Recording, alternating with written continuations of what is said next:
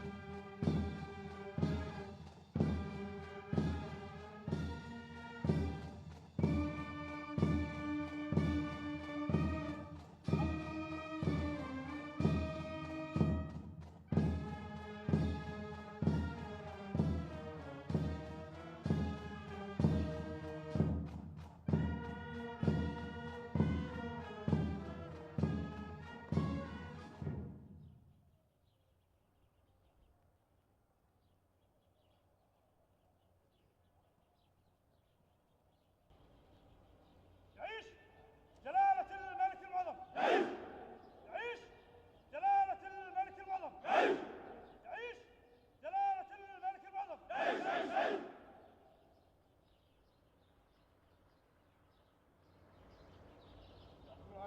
الله يسلمك.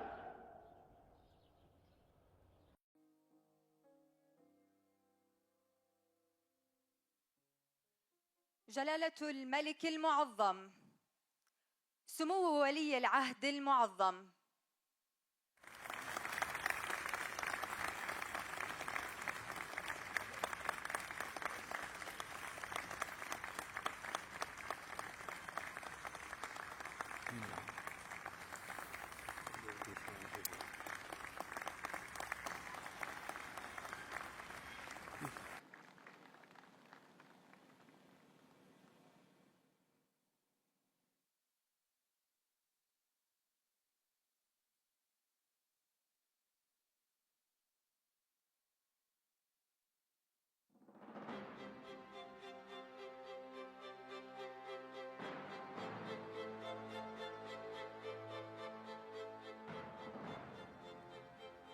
مولاي المعظم، هنا على أرض الأردن العظيم الحرية والكرامة، الشجاعة والنصر، العزم والإرادة. هنا على أرض الأردن العظيم جنود تبني، ووجدان هاشمي علم البشرية الصفح والصلابة. فوق كل شبر أردني قصة تخلد تاريخ استقلالنا 79. اليوم نحتفل معتزين فخورين بمسيرة تزهو بالاستقلال العظيم. نحتفل بماضي الأردن المشرف وبحاضر قرن ويزيد من الإنجاز والبناء، تطلعاً لرؤية المستقبل المستمدة من حرص قائد هو المعلم والأب لأبناء وبنات شعبه الأوفياء. فكل عام والأردن الأعز بألف خير. هنيئاً لوطننا وقائدنا في ذكرى الاستقلال التي تمنحنا تاريخاً متجذراً يبعث فينا قمة الفخر، قمة العز. نستأذنكم سيدي بأن يتفضل رئيس الوزراء دولة الدكتور جعفر حسان بإلقاء كلمته بهذه المناسبة.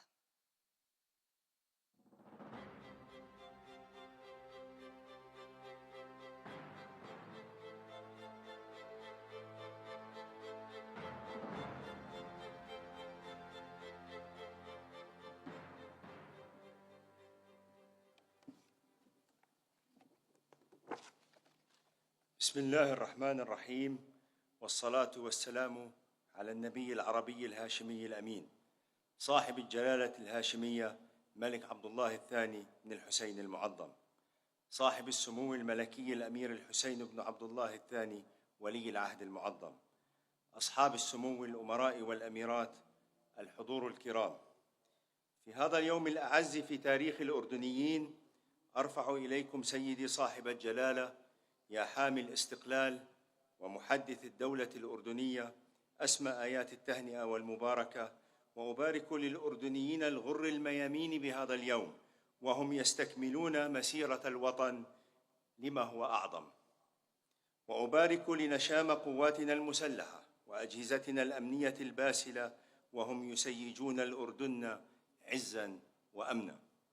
نحتفل وعيوننا ترنو لمستقبل تتعزز فيه المنجزات. نحتفل كل يوم بكل أسرة أردنية تضيء دروب أبنائها بحب الوطن، وبكل معلم يبني مستقبلاً لطفل، وبكل طبيب يعالج مريضاً، وبكل مزارع يروي أرضه، وبكل عامل يميز الأردن بمنتجه ليصل العالم، وبكل مجتهد مثابر يحقق أحلامه. نحتفل بهويتنا الوطنية التي صقلها كل مواطن أردني بانتمائه، وبناها بتاريخ من الأمجاد والتضحيات. نحتفل بأردن قوي بمبادئه، صلب بقيادته، متماسك بشعبه، ثابت على الحق، صادق مع ذاته وأمته. نحتفل ب79 عاماً صان خلالها الأردنيون استقلالهم، ورسخوا مكانة وطنهم ركن أساس منيعاً للاستقرار والنماء في محيط ملتهب. وتبقى فلسطين دوماً موقفاً وطنياً لا حياد فيه، كما هي كرامة العرب وعزهم. نحتفل ب79 عاماً واجه الأردن خلالها الفوضى والحروب المحيطة بنا بالسياسة والحنكة والحكمة والاعتدال، وواجه ندرة الموارد ببناء الإنسان وصون كرامته وإعلاء شأنه. وكان إيمان الأردنيين بقيادتهم يمضي بهم إلى بر الأمان.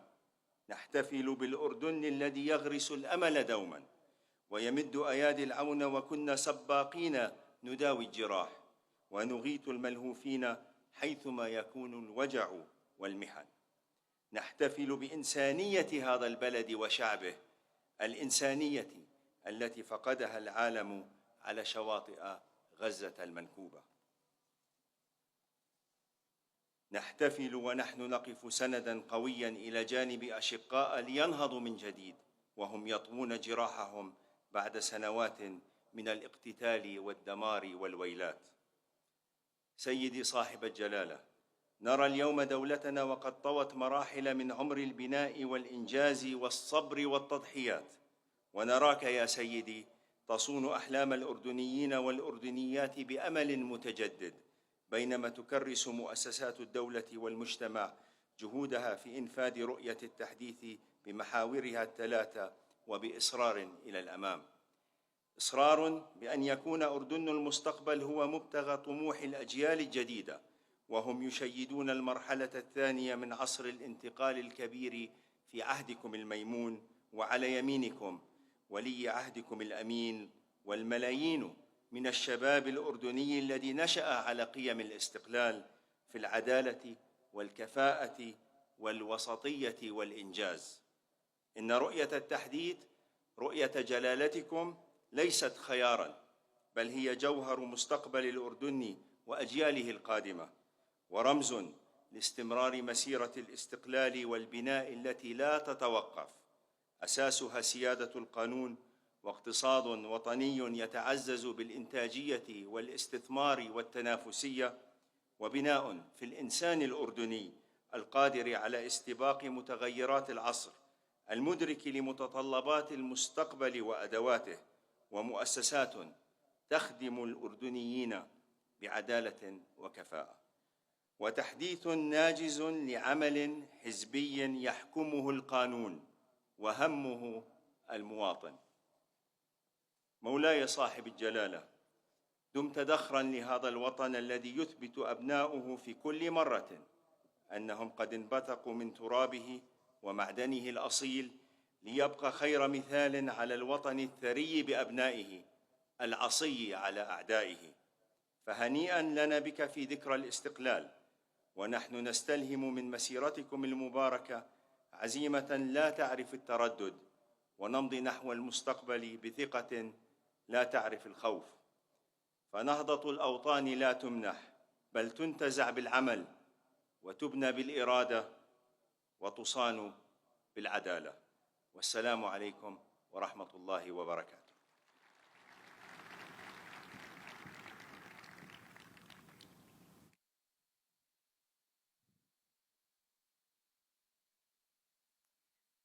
الاستقلال يعظم فينا معاني الاعتزاز بالوطن، ليذكرنا بأنه حق لنا أن نفرح بما حققنا وأن نمضي نحو المستقبل بخطى ثابتة.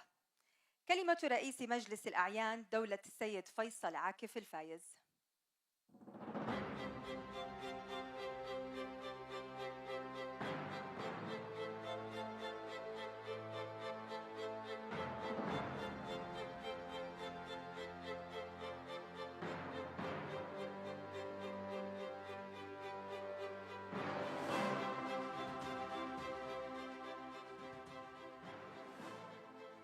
بسم الله الرحمن الرحيم، والصلاة والسلام على سيد المرسلين محمد النبي العربي الهاشمي الأمين.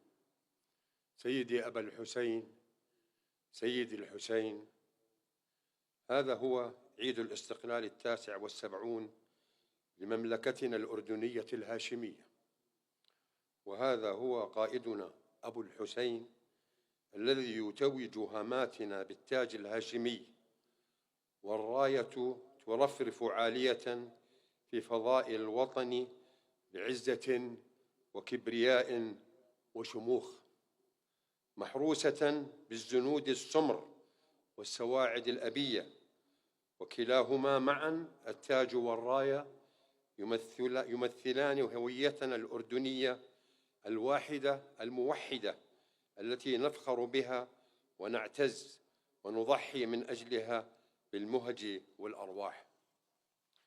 سيدي قائد الوطن، نستذكر في عيد الاستقلال الملك المؤسس الشهيد عبد الله الأول ابن الحسين الذي بنى هذا الوطن العظيم لبنة لبنة في الزمن الصعب الذي كان فيه الطريق وعرا وقاسيا وصولا إلى حد نيل الشهادة في سبيل الله على بوابة أولى القبلتين، ودفاعا عن المبادئ التي آمن بها آل البيت الأبرار منذ الرصاصة الأولى التي أطلقها أبو الثوار الملك الشريف الحسين بن علي، وهي المبادئ التي حملها الأبناء والأحفاد وسيظل يحملها الهاشميون طول المدى، رجولة وبطولة وتضحيات، ومعهم الأردنيين المخلصين الأوفياء.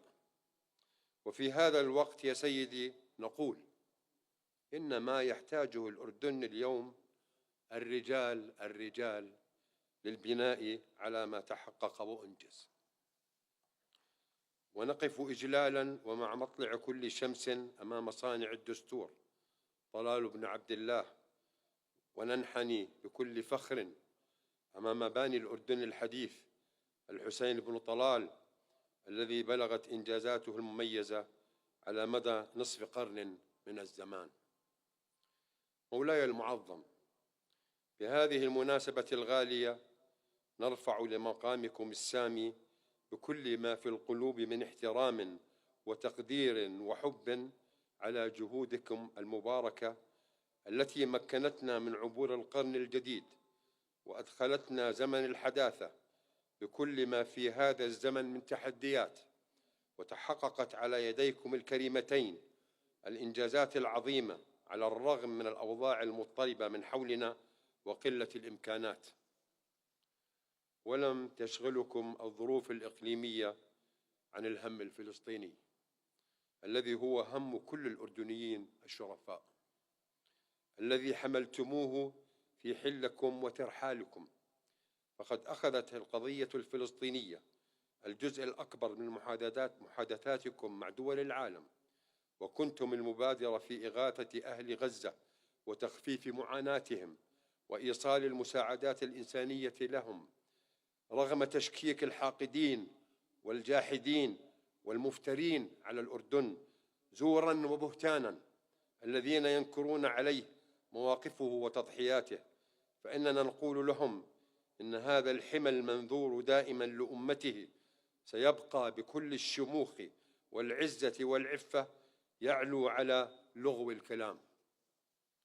سيدي أبا الحسين، التحية دائما والحب والتقدير والاعتزاز الذي لا يشبهه أي اعتزاز، والفخر الذي لا يضاهيه ولا يماهيه أي فخر لجيشنا العربي المستوفوي العظيم، الذي كان منذ تأسيس دولتنا على يد جدكم المؤسس الشهيد هو الجيش العربي الوحيد الذي يتشرف بحمل هذا الاسم الكريم المبارك، لأنه هو نحن ونحن هو، ومعه سائر الأجهزة الأمنية باختلاف مسمياتها، فهم الأصدق قولاً والأخلص عملاً، وأصحاب الرايات العالية والجباه المرفوعة دائماً، وهم حماة الحمى والمسيرة.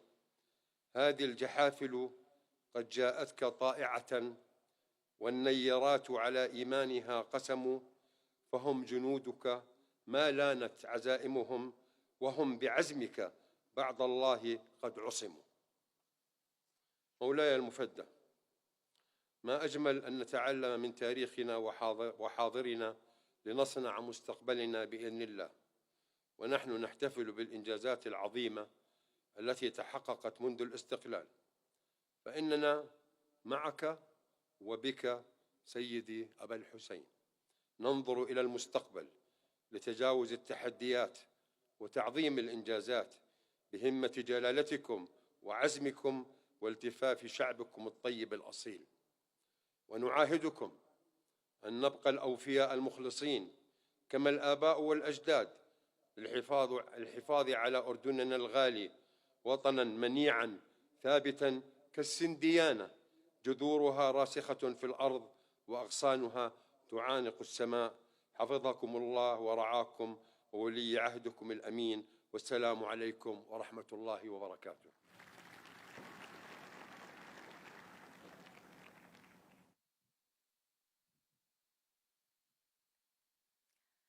وطن بنيناه على نهج الأجداد، حفراً بالصخر ودفاعاً عن ثراه، وسنبقى نصون منجزاته ليبقى بعون الله حضناً دافئاً آمناً للجميع، نعمل فيه كتفاً إلى كتف ليكون دوماً في المقدمة.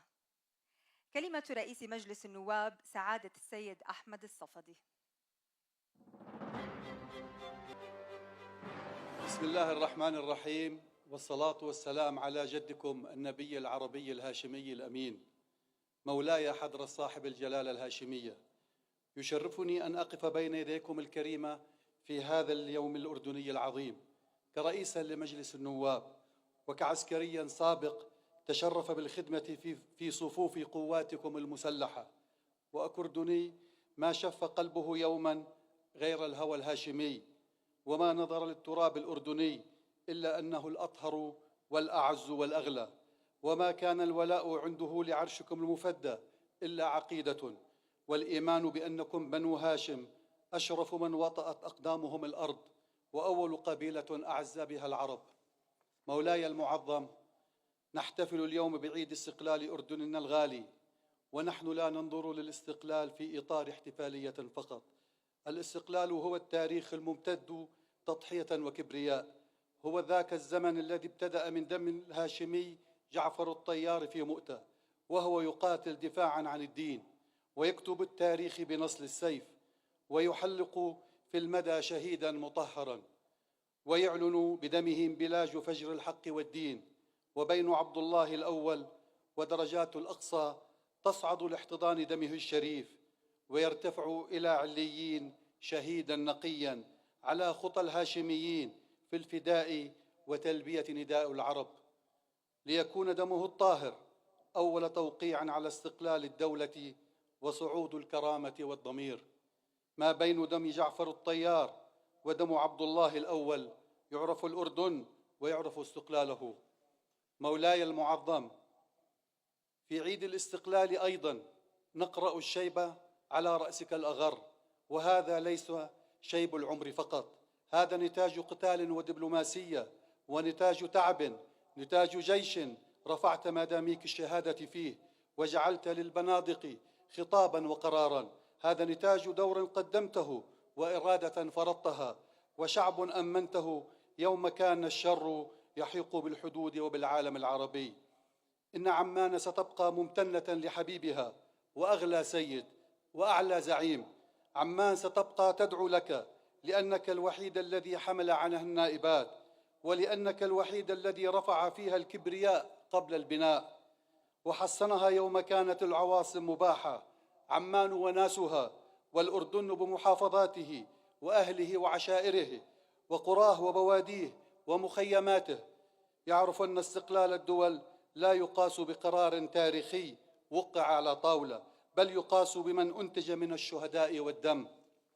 ولنتذكر في هذا المساء راشد زيود ومعاذ الكساسبة ومعاذ الحويطات وسائد المعايطة وغيرهم من شهداء الجيش والأجهزة الأمنية. هؤلاء يا سيدي حين تسلمت الحكم كانوا طلبة في المدارس، لقد شبوا في عهدك ودخلوا الجيش في عهدك وقاتلوا في عهدك واستشهدوا في عهدك، وكانوا مثالا للشباب الأردني العظيم.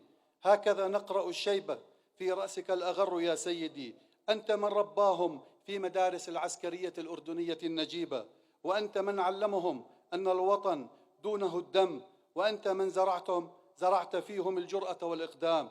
وهل هناك يا سيدي أنبل وأجمل من عهد ينتج الشهداء والكرامة والفخر ويسيج حدودنا بالنار؟ هذا هو عهدك، وسنباهي به القاسي والداني وكل سطور التاريخ. مولاي يا سيف الحق وتاج العز، سيبقى ولي عهدك الأمير الحسين بن عبد الله فخرنا، فقد نذرته جنديا للحق والوطن، وها هو يصعد الذرى قبسا هاشميا ينير ما حوله بالحكمة وبالعسكرية التي التحفها وتعلمها منك، وبالتسامح وبالصبر، وبأنبل السجايا التي حملها أجداده وأهله من بني هاشم. ونراه قدوة الشباب وأملهم، وأجمل من حمل البندقية، وأوفى من رفع الراية. أما نحن في السلطة التشريعية يا مولاي، فنعاهدك السير على النهج الذي رسمته لنا في المسارات السياسية والإدارية والاقتصادية، ولا ننظر للأمر في إطار الواجب فقط، بل في إطار الضرورة الوطنية الملحة، وأن نبقى نؤسس في ديمقراطيتنا مناخات جديدة للحرية والاختلاف والتطور تحت سقف الدستور والقانون. مولاي القائد الأعلى للقوات المسلحة، للحاملين شعار نحميكم فوق كل أرض وتحت كل سماء، درع الوطن الحصين الجيش العربي، جنود المجد وصقور سلاح الجو، وأخوتهم العيون الساهرة في جهاز الأمن العام، جنود الضياء، فلهم تحية التقدير والعرفان، ضباطا وضباط صف وأفراد. مولاي القائد، ومن قصر الحسينية وعلى بعد أمتار من هنا يسكن فرسان الحق، حيث الأصبع يعطف على الزناد والطلقة تصدح باسم الأردن على كل معتد أثيم، وحيث الرجولة تختصر السيف والرمح والتاريخ، وتقول للمدى أن العسكرية الأردنية ولد منها الفداء، وعلى سيفها أشرقت الشمس، وفي جبينها السمر نقرأ ألف إيمان وألف صلاة وألف وفاء للعرش والوطن. ولحليب الأمهات الذي رضعه الجنود طهرا على طهر ووفاء على وفاء، وكان الأردن فيه صوت الآذان الذي قرأ على مسمعهم عند الولادة. فتحية لفرسان الحق، ورد الوطن وشمسه التي لا تغيب ولن تغيب. وفي الختام دائما وأبدا عاش الملك زعيما مهابا قويا عزيزا، وعلى يمناه سيف الحق الهاشمي الأمير الحسين المفدى، نبض قلب مولاي ومولاتي المعظمين ونور عيوننا جميعا. وعاش أردن الكرامة والشعب العظيم، وعاشت فلسطين عربية وعاصمتها القدس العروبة. والسلام عليكم ورحمة الله وبركاته.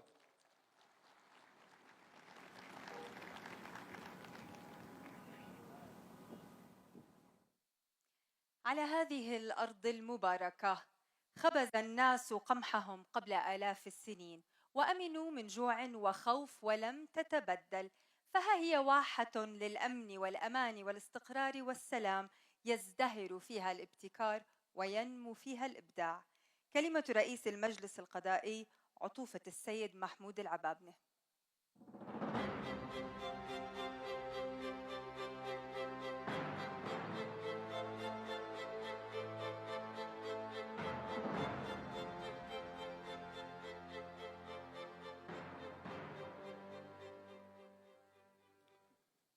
بسم الله الرحمن الرحيم، والصلاة والسلام على سيد الأنبياء والمرسلين. سيدي صاحب الجلالة الهاشمية الملك عبد الله الثاني بن الحسين المعظم، صاحب السمو الملكي الأمير الحسين بن عبد الله الثاني المعظم، السلام عليكم ورحمة الله وبعد.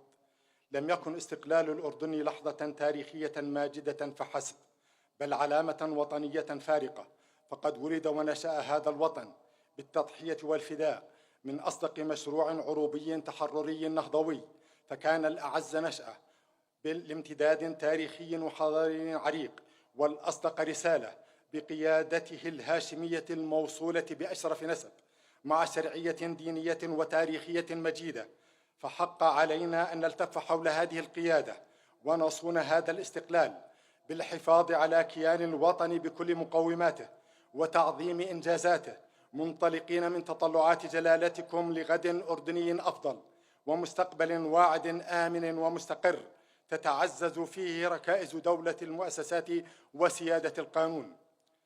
سيدي صاحب الجلالة، وللقضاء نصيب من ذكرى الاستقلال، فقد حمل قانونه هذه الكلمة متفردا عن سائر قوانين القضاء في الدول الأخرى برمزية وجدانية تجمع المعنى والمضمون، تكريسا لقضاء يحكم بالحق والعدل وفقا لأحكام الدستور والقانون، ملتزمين بتوجيهات جلالتكم ومستمدين العزم من دعمكم الموصول لتحقيق عدالة ناجزة تحفظ الحقوق وتصون الحريات، مؤكدين لجلالتكم الاستمرار في التطوير والتحديث وفق خطط زمنية هادفة، مع التركيز على إعداد كوادر قضائية شابة وأهلة وتدريب مستمر ومتخصص يواكب التحديث التقني والتشريعي ومتطلبات الأمن المجتمعي والتنمية الاقتصادية والاستثمارية.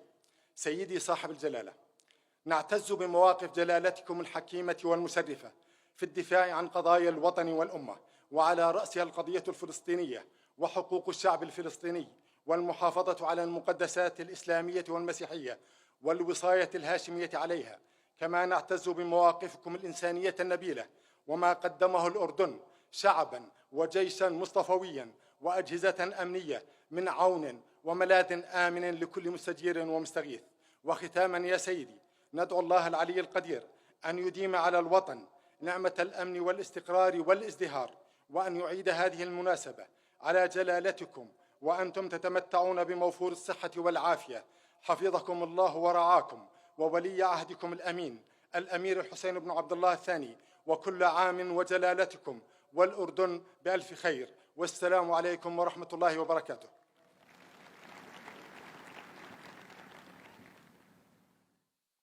لكل منا حكاية، ولكل وطن قصة تروي ما قدمه أهله في الماضي، وفي الأردن قصتنا مستمرة، قصة طموح وعمل وإنجاز، قصة طموح أبنائه للمستقبل وما يبذلونه اليوم لبناء غد أفضل، فالمستقبل أمامنا نعمل من أجله ونتطلع إليه. فلنستمع إلى حكاية سند وجده.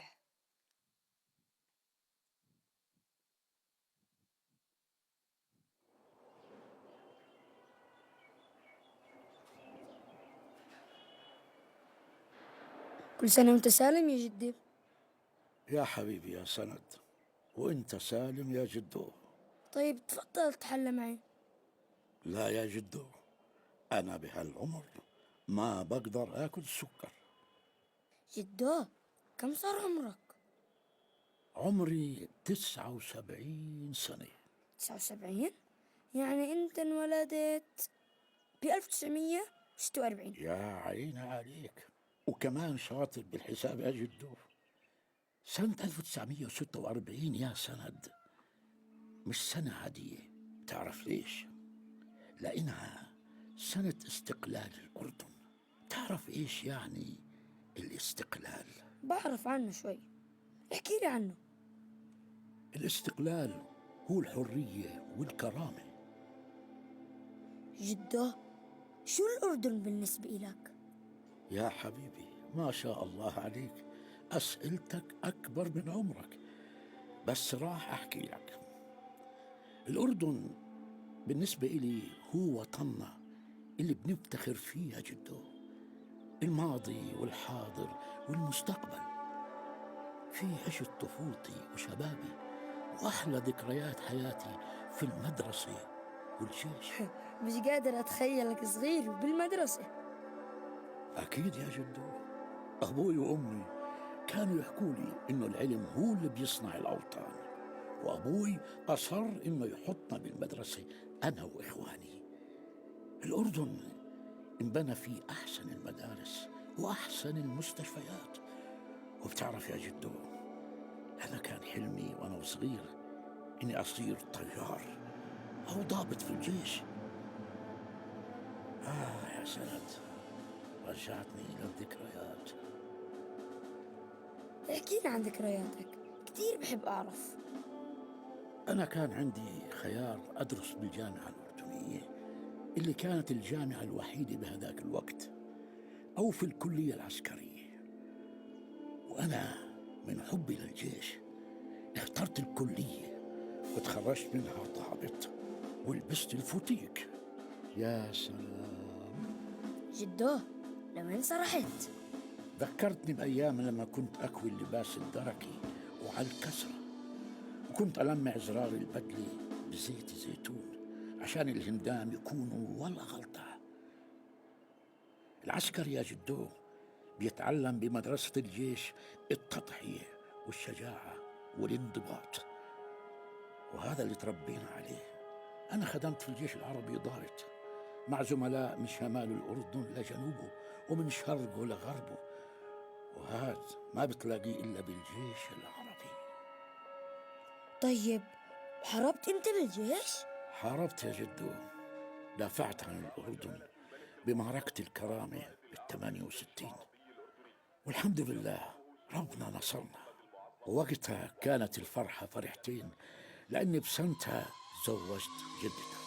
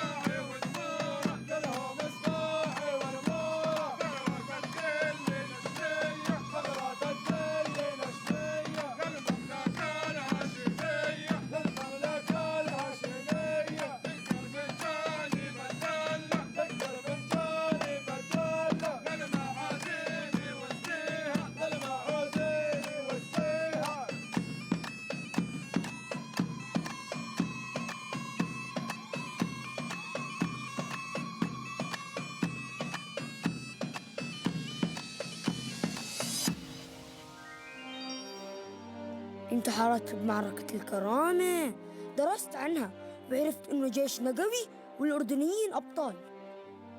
طبعا يا جدو، طبعا هذا فخر إلنا كلنا، وبلدنا بقيادة سيدنا بخير وتطور مستمر بكل المجالات والقطاعات. أنا يا سند حكيت لك عن الماضي، بس هسا دور جيلكم تفكروا بالمستقبل وإيش ممكن أنتوا تقدموا للبلد، لأنه بيستاهل منا كل خير. أنت احكي لي هسا، أنت ابن اليوم والمستقبل قدامك، شو الأردن بالنسبة إلك؟ شو الأردن بالنسبة إلي؟ الأردن بالنسبة إلي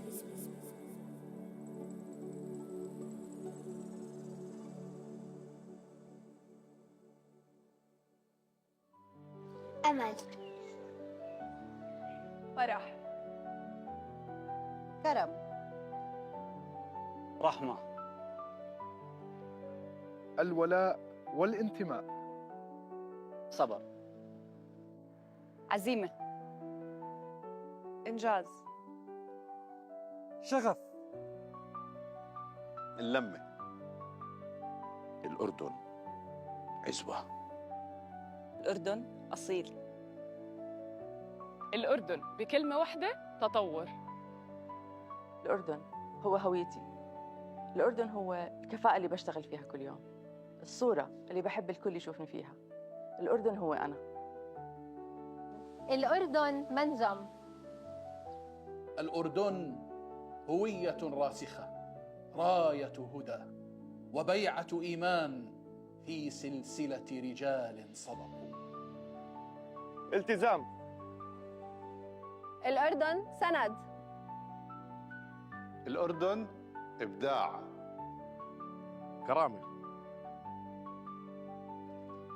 الأردن سلام. الأردن فرص. الأردن هي أرض المحبة والسلام. الأردن جنة. لحن كتير حلو.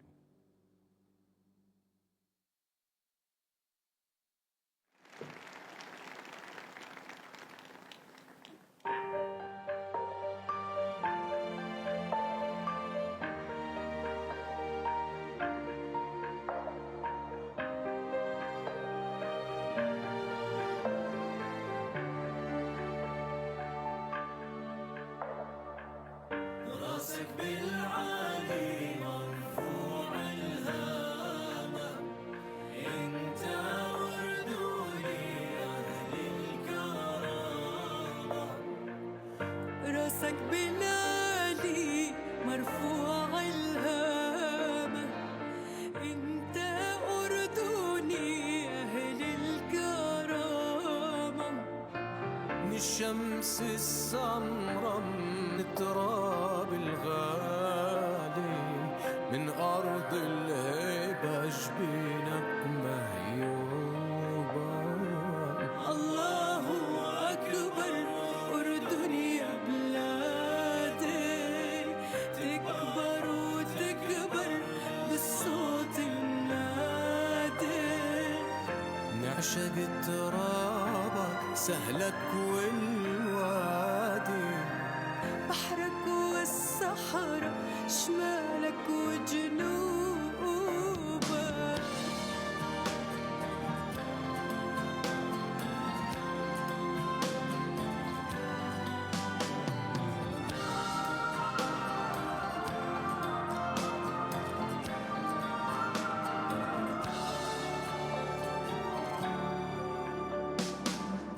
راسك بالعالي مرفوع الهامة، انت أردني أهل الكرامة.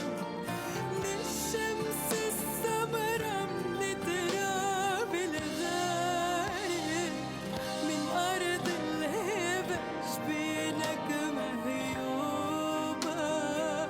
الله أكبر أردني يا بلادي، تكبر وتكبر بالصوت النادي. ونعشق ترابك سهلك والوادي، بحرك والصحراء شمالك وجنوبك.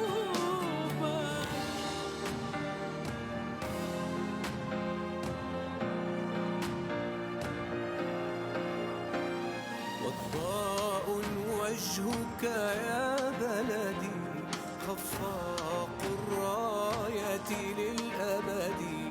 وضاء وجهك يا بلدي، خفاق الراية للأبد. تاريخك كبر أزلي موفور العزة والمجد. وضاء وجهك يا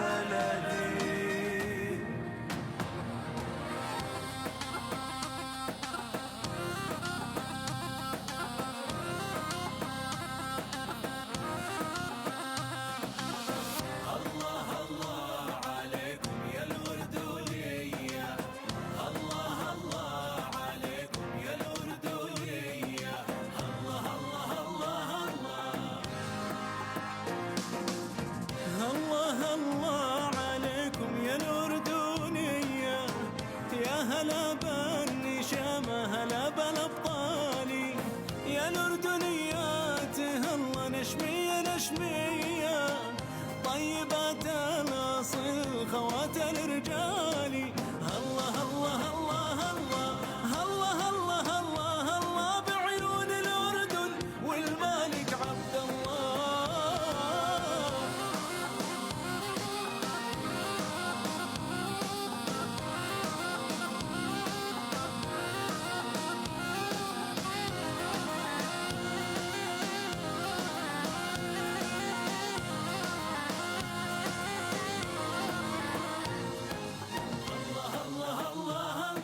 الله عليكم يا الأردنية.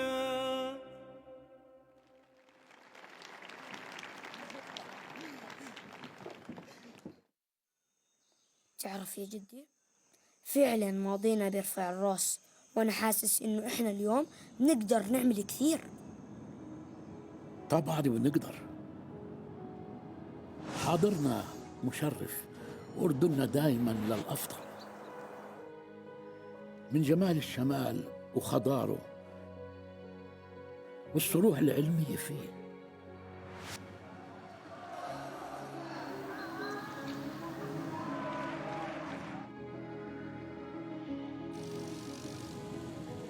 لسحر الجنوب وتاريخه والحضارات اللي مرت فيه، للشرق المشمس اللي بنستمد طاقتنا منه، للغرب اللي فيه المزارع وفيه العلاج، والوسط اللي هو القلب النابض لبلدنا وتطوره المستمر.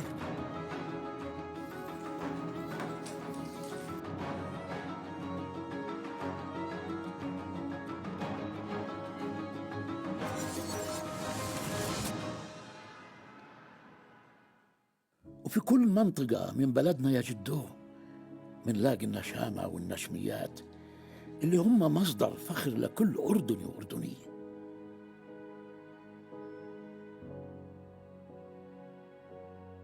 وقدموا للبلد إنجازات تستحق منا التقدير.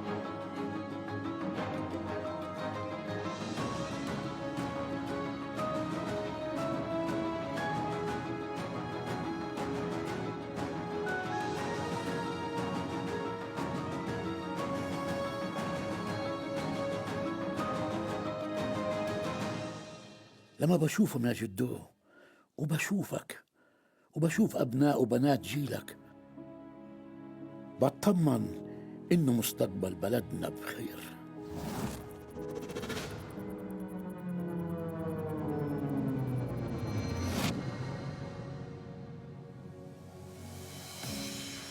هاي الحكاية هي حكاية وطننا اللي انبنى بهمة وعزيمة.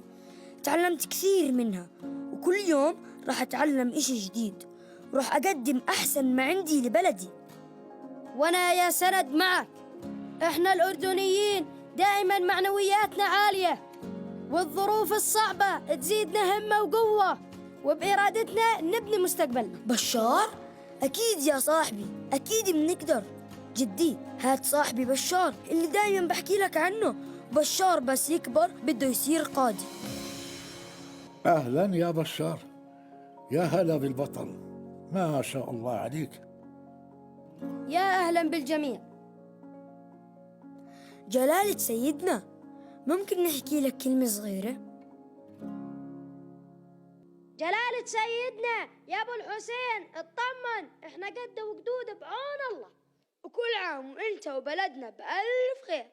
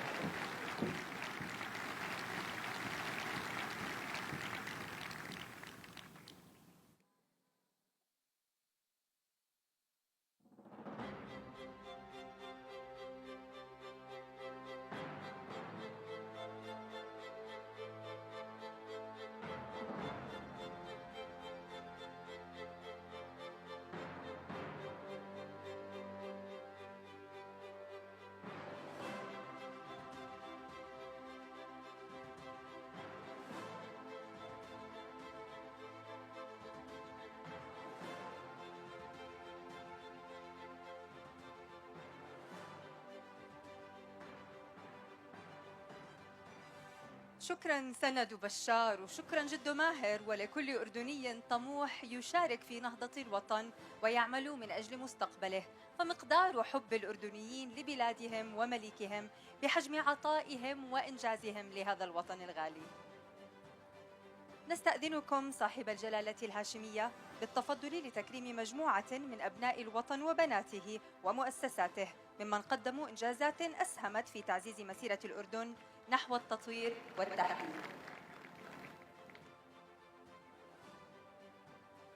الهيئة الملكية الأردنية للأفلام وسام الاستقلال من الدرجة الأولى لدورها في دعم صناعة الأفلام الأردنية وتعزيز مكانة المملكة عالمياً كمركز للإنتاج المرئي والمسموع. ويتسلم الوسام مندوباً عن صاحب السمو الملكي الأمير علي بن الحسين المعظم رئيس مجلس مفوضي الهيئة السيد رجا غرغور.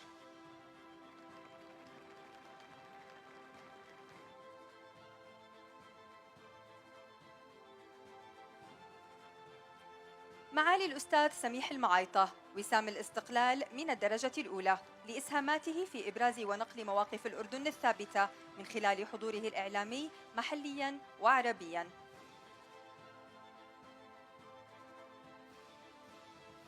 عطوفة السيد عبد اللطيف النجداوي أمين عام رئاسة الوزراء وسام الاستقلال من الدرجة الأولى لإسهاماته في تطوير أنظمة لمتابعة أداء المؤسسات الحكومية بما يحقق أهداف التحديث الاقتصادي والإداري. سماحة الدكتور أحمد الحسنات مفتي عام المملكة وسام الاستقلال من الدرجة الأولى لإسهاماته في نشر قيم التسامح والوسطية والاعتدال والحفاظ على مبادئ الشريعة الإسلامية.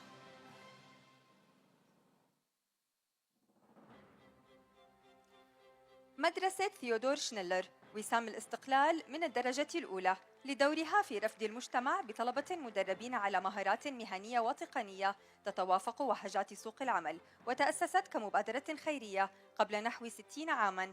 ويتسلم الوسام المدير العام القس الدكتور خالد فريج. قدس الأب بالقمص أنطونيو الصبحي حنا وسام الملك عبد الله الثاني بن الحسين للتميز من الدرجة الأولى لدوره في تعزيز قيم التسامح والوئام في المجتمع، إذ يرأس طائفة الأقباط الأرثوذكس في الأردن.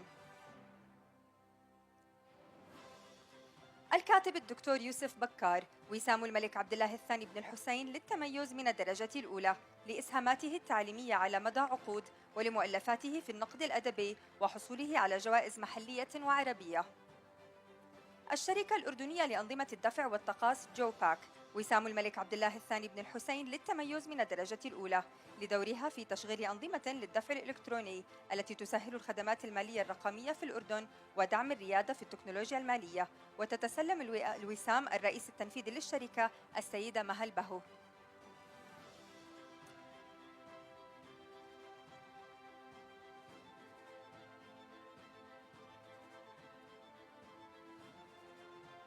نادي الجيل الجديد وسام الملك عبد الله الثاني بن الحسين للتميز من الدرجة الأولى لدوره في الحفاظ على التراث والفولكلور الشركسي وإقامة أنشطة ثقافية واجتماعية ورياضية.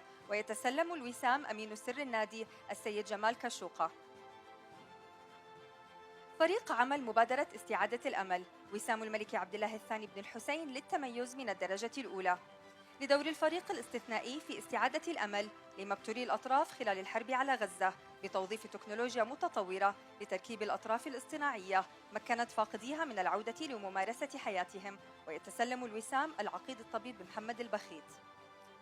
المرحوم نظمي السعيد وسام الملك عبد الله الثاني بن الحسين للتميز من الدرجة الثانية لإسهاماته في تقدم الرياضة الأردنية وتطوير الإعلام الرياضي. ويتسلم الوسام ابنه سعيد نظمي.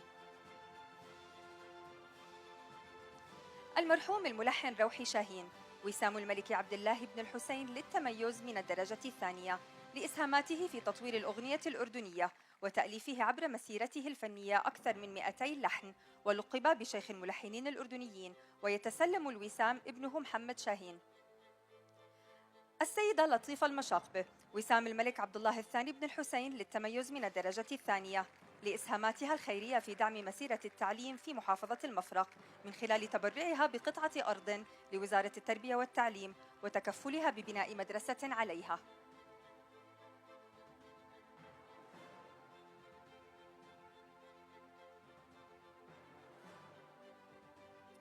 المهندس نائل مشربش رئيس مجلس إدارة هبة الحياة الدولية في الأردن وسام الملك عبد الله الثاني بن الحسين للتميز من الدرجة الثانية لإسهاماته في قيادة المنظمة التي تجري عمليات جراحية لإنقاذ حياة أطفال يعانون من تشوهات خلقية في القلب بالتعاون مع أطباء متطوعين من حول العالم.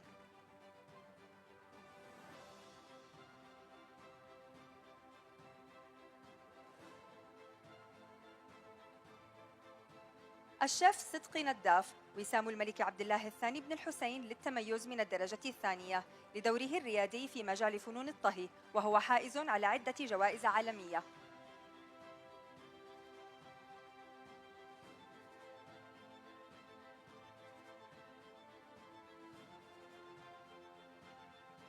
المهندس سهل الحياري وسام الملك عبد الله الثاني بن الحسين للتميز من الدرجة الثانية لدوره في تطوير فن العمارة من خلال دمج التصاميم المعاصرة والتقليدية وإسهاماته الأكاديمية على مستوى العالم وحصوله على جائزة نوابغ العرب عام 2024.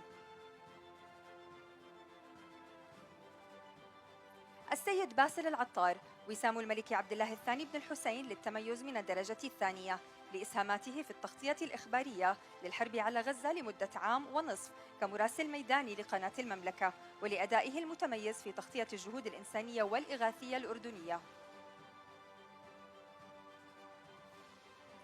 الدكتورة مها العفيف وسام الملك عبد الله الثاني بن الحسين للتميز من الدرجة الثانية لإسهاماتها في مجال الهندسة الطبية والحيوية وعلم النانو وتمثيلها للأردن في منتديات عالمية وحصولها على جوائز محليا ودوليا.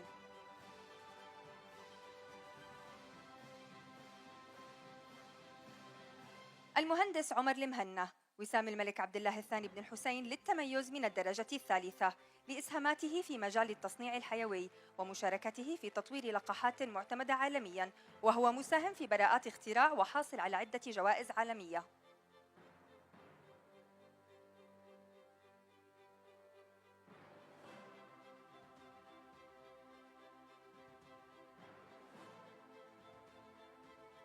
السيد حمدي الطباع وسام الملك عبد الله الثاني بن الحسين للتميز من الدرجة الثالثة لإسهاماته الريادية في تطوير التعليم الإلكتروني من خلال إنشاء منصة أبواب التي يبلغ عدد مستخدميها 40 مليون طالب وطالبة.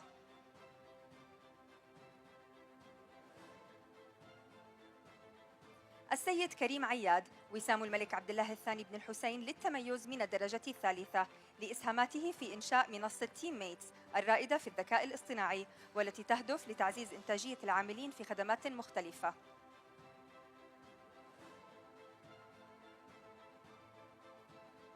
مشروع قناة آدم ومشمش التعليمي للأطفال وسام الملك عبد الله الثاني بن الحسين للتميز من الدرجة الثالثة لدوره في نشر التعليم التفاعلي للغة العربية من خلال الموسيقى، وتتسلم الوسام الشريك المؤسس والرئيس التنفيذي للشركة لما العدناني.